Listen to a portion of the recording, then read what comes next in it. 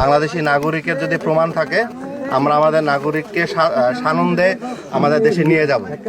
আর যারা বাংলাদেশি না এদেরকে আমরা কোনো অবস্থাতেই আমাদের ভূখণ্ডে প্রবেশ করতে দিব না। এখন যেটা হয়েছে, যারা আছে তারা আসামের নাগরিক, সবাই আসামের নাগরিক, এই জিনিসটাই আমরা তাদেরকে দেখাতে যাচ্ছি।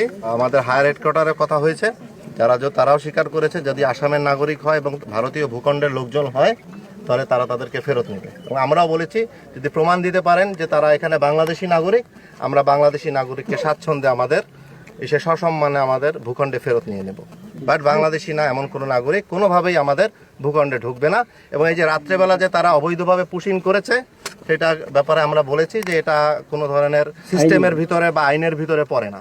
আপনাদের কোনো ধরনের সন্দেহ থাকলে আপনারা যে কোনো সময় আমাদেরকে ফ্ল্যাগ মিটিং থাকতে পারেন। 24 ঘন্টা বিএসএফ এখানে থাকে, 24 ঘন্টা ডাকলে সিও চলে আসে। তো আপনারা সেটা না করে আপনারা কেন এটা করলেন?